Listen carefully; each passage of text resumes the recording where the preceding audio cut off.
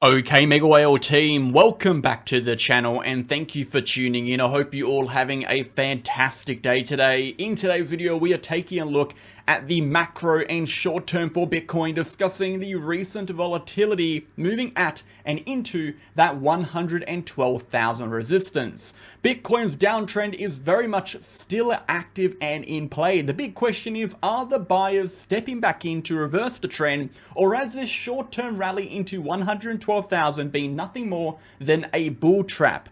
Will Bitcoin continue lower? How is the market going to react to the upcoming NFP and unemployment rate data? And what is the total cryptocurrency market cap and altcoin market cap doing? In today's video, we're going to be discussing all of this and much more, going over the weekly, the short term, and the daily timeframes. Before we get into it, make sure to smash that like button, hit that comment button, and subscribe to the channel. We post daily videos for Bitcoin focusing on the facts, the data, the technical, and the structural information. No hype, no BS, no emotion, just pure, raw TA. If that is the kind of content you were interested in, you can also join us on Telegram. This is the first link down below. You'll get access to charts, updates, videos, educational posts, news events, and everything you need to stay in the loop for cryptocurrency with Bitcoin and the relevant economic news. And if you are interested in joining our VIP channel, you can do that by clicking the pinned comment of the free channel, contacting our admin by clicking this name, or checking out our trading track record, or even a 10-minute video showing you exactly what you'll get access to in the main VIP channel and the exclusive VIP group chat. Go ahead and check it out, and let's jump on in. So yesterday we discussed the retest of a major point of resistance on the daily chart, and that was of course the $112,000 level, which lined up with the prior change of character and 4-hourly break of structure back at the beginning of July. We can see a failure to close a daily candle above this horizontal point of resistance did result in a short-term pullback for Bitcoin back down to $109,350. We have since seen a short-term rally moving up into this resistance again, and currently a very preliminary rejection. We are going to be discussing what this means and of course the context of the movement moving into the upcoming economic news. Going over the short term and the higher time frame, we are going to be breaking down exactly what we expect moving forward, the probabilities, and much more. Let's get started on the market data. 24-hour volume and 24-hour liquidation. Volume is up 4% at 262 billion. Liquidation's up a little bit as well, up 87%, 297 million. 227 million coming from long positions and 69 million coming from short positions. Taking a look at the 24-hour breakdown, the majority of those liquidations still coming from Ethereum, and of course Bitcoin coming in with 53 million in liquidations. We actually took a fantastic trade in the VIP channel here on Ethereum, shorting that exact point of retest, that exact rejection point, and catching a nice profit toward the downside. But moving over to the rest of the charts, taking a look at the DXY. The DXY, of course, has been retesting its weekly uptrend, bouncing quite strong on this weekly uptrend. Again, more or less pushing sideways, awaiting what is going to be a very important week. In terms of economic news this week, we have got multiple releases. We have, of course, got NFP data and unemployment rate data, which is actually coming out tonight in about 12 hours. Then we have got our September producer price index, CPI data, and then of course interest rate data at 4 to 4:30 a.m. on the 18th. So paying very close attention to all of those levels. Moving back over to the S&P 500, the S&P 500 has actually pushed aggressively back upwards. A really good sign over here, pushing back into the prior break of structure, but very much awaiting the upcoming economic news. As we know, economic news can either be what makes the market or breaks the market, as it directly impacts people's short-term decision-making and overall macro narrative moving into the rest of the economic news, such as CPI and, of course, the upcoming inflation data. So a very good sign for the S&P 500, once again bouncing on this uptrend. Fantastic. We're gaining that RSI uptrend and even breaking back through that 6,500 level, but watching to see whether or not it sustains through the news, and if it does, it will be a good sign for a continuation upwards. Moving over to that news, we have got, of course, NFP coming out tonight. Now, NFP data and unemployment rate data can sometimes be quite confusing. Of course, NFP is essentially looking at the total amount of new jobs in the market. We are currently looking for previous 73 and consensus is around 75,000. Generally, if we see NFP come in much higher than anticipated, and the higher it comes in than anticipated, the more inflationary that is going to be suggestive of, and that is going to be considered more and more bearish. So we come in at like 76,000 or maybe even 80,000, we won't see too much of a reaction. But if we come in quite high, 100,000, 120,000, even higher, we could see a negative reaction here in the market. Of course, lower is generally going to be easier for the market to absorb and accept, and on par with 75,000, it's likely going to be a non-event. Generally, NFP does actually cause some short-term volatility in the market, particularly when we're looking forward at other events such as PPI and inflation. Since it is technically leading for inflation data, it could sway the market's directions into CPI and forecasts for CPI. So it does have the potential to slightly alter the narrative and direction of the market over the next week moving into CPI, depending on how it comes out. Then we've got unemployment rate data, of course. This is also something we are paying close attention to, so watching how that develops. Before we go ahead and get into the rest of today's analysis, make sure to go ahead and sign up to BitGet, BitUnix, and BingX with the exchange links down below. You'll get a lifetime trading fee discount of 15%, which can build up to 45% based on your trading volume. You'll go to support me making this content on a daily basis, and of course, you'll be trading on exchanges I use and I trust. Not only will you get the trading fee discount, you'll get access to every single monthly promotion we do on BitUnix. Every month we have a campaign for you guys. This month we're giving away a total of 100,000 US dollars, $25,000 up to $25,000 a week. All you need to do is sign up to the link down below to not only get access to this campaign, but every single one we use in the future. Check it out, we'll play an ad and we'll jump back in. If you are looking for a new exchange or just want to support the channel, sign up to BitUnix with the link down below. You'll get a lifetime trading fee discount of 15%, which can build up to 45% based on your trading volume, as well as access to a bonus reward center, and of course, all of the exclusive campaigns we run on this exchange. You'll also get access to BitUnix being a non-KYC exchange, meaning you can sign up from anywhere in the globe without regulations. And most importantly, I only promote exchanges I trust and I use. As you can see, I trade on BitUnix very regularly, being the highest VIP level with over $500 million in trading volume for the last 30 days. And lastly, if you were interested in signing up to our other two exchanges, BingX or BitGet, you can also do that via the links down below. You as well will get the 15% trading fee discount and everything else that comes with it. Go ahead and sign up. Thank you for supporting. Let's jump back in. Okay team, let's go ahead and get straight back into it. So we discussed the upcoming economic news, and I do want to frame today's video around the economic news, not only for today's economic news, but the future economic news this month. Now, the economic news is going to sway the market's expectations moving into CPI, and then likely moving into, of course, the interest rate data. We know already what constitutes people's risk tolerance in the market, and thus their decision making in the market comes down to numerous factors, but the big one is perceived systematic risk, as it forms a trajectory for what is considered higher risk or lower risk environments, and then risk appetite for investors and traders alike. When we're looking at constitutes perceived systematic risk, or what builds into perceived systematic risk, we are looking at things like interest rate, taxation policy, economic policy, inflation, societal perspective is another one as well.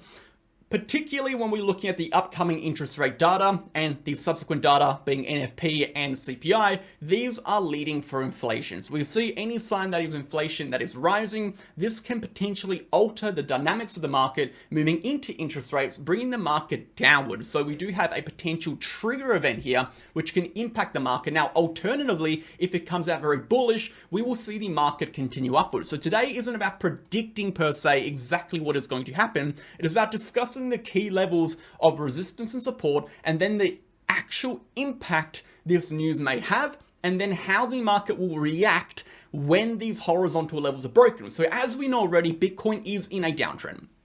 It's very clear here, Bitcoin's in a downtrend. We've been in a downtrend for about 2.5 weeks now, since the loss of 122,300 at the break of structure on the 4 hourly. We are currently in a downtrend, and we found the local bottom at around 107,000, and we have bounced back to retest the change of character and break of structure, the horizontal low, which was once a prior point of support, now as a point of resistance. So we know we have a trigger point here where, if broken, will facilitate a reversal in the price action back into high side liquidity or buy side liquidity. With that being said, continuation is lower and unexpected unless we clear the local lows established. So we do have somewhat of a range developing, pushing sideways between high time frame resistance and high time frame support. We'll be discussing this in just a moment. But when we're looking at other triggers such as our indicators, we have got things on the daily and on the weekly, such as the bull market support band, the 50 EMA, which can act as trigger points for continuations upwards. Looking at things like the bull market support band, you can see we are currently retesting the lower side of the channel, and of course the 50 EMA sitting underneath that 50 EMA. So if we're looking for confidence the buyers are back in control, we not only need to see the price structurally break through this $112,000 level, and ideally 112,400, which constitutes